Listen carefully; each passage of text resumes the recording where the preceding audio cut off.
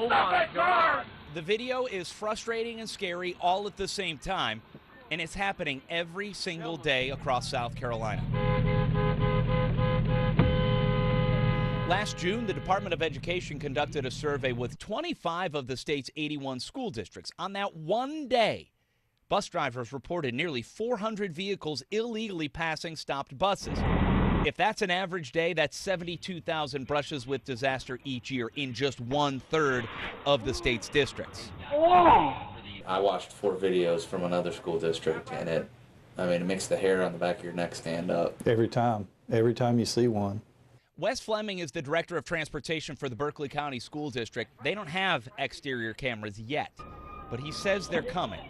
They're testing a system right now because he says people are breaking the law in his district on a regular basis. Oh yeah, we get reports every day.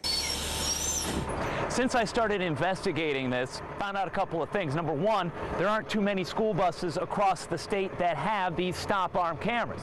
Number two, there's confusion among some school districts about what exactly law enforcement needs to make a case. The director of transportation for the Charleston County School District, Curtis Norman, told me in an email he rarely gets reports of violations and says he's more concerned with the condition of the buses than adding cameras. Adding, there are severe limitations to the process. There has to be a front license plate visible and have to be able to visibly identify the driver in spite of window glare, silhouettes, and rain. And while the law says nothing about 2 license plates, Obviously they ran the stop arm. We have video evidence of that. We just don't know who's driving the car.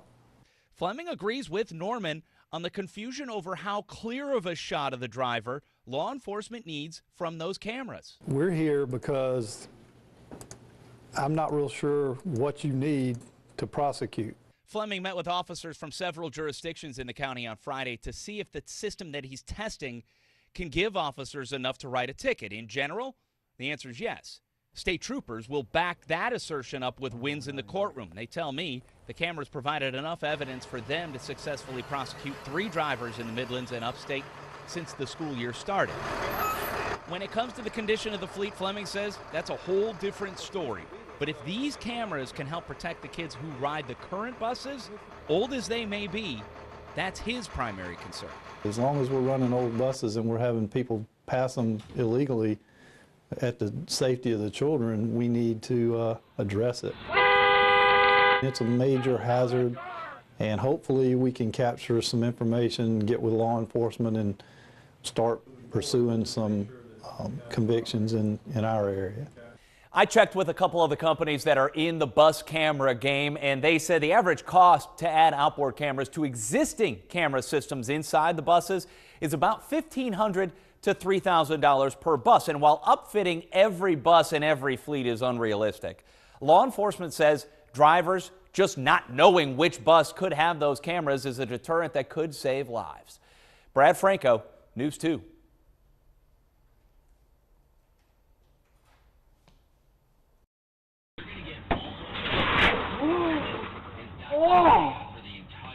Videos like these highlight a problem across the country.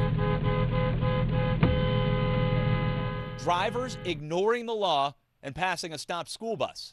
Oh yeah, we get reports every day. Wes Fleming is the Berkeley County School District's Director of Transportation. He says his drivers report at least a dozen violations every day. So he's taking advantage of a new state law that allows video from exterior cameras on buses to be used as evidence in court. But Berkeley County is the only school district moving toward using those cameras in the Low Country. Dorchester District 2 told me there's no money for it. Charleston County Schools Director of Transportation Curtis Norman told me in an email he rarely gets reports of stop arm violations and that the law, the way it's written, makes it hard to justify the expense. I recently rode along with Sergeant Bob Barris of the Highway Patrol for a couple of early morning hours to survey the situation ourselves. The 2 drivers Barris spoke to said the violations happen all the time, and in their minds, nothing's being done about it. How you doing? Good morning to you. Good morning. Since you observed all these violations, have you ever reported it? We report, and don't do nothing. I can't catch all those cars. I mean, you can hear bus drivers on the radio every day reporting the stop arm being run. Do you have a lot of people passing your stop school bus? Yeah. You do? Yeah. Where, in here?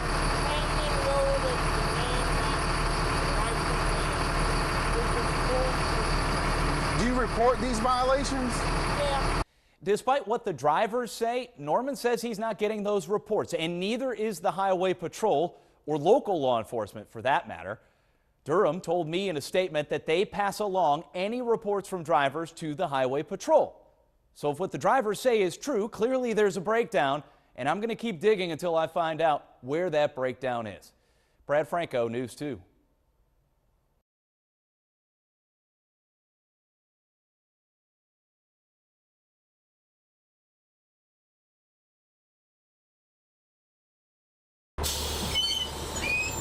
The Charleston County School District says it receives very few, in fact, rare reports of people illegally passing school buses.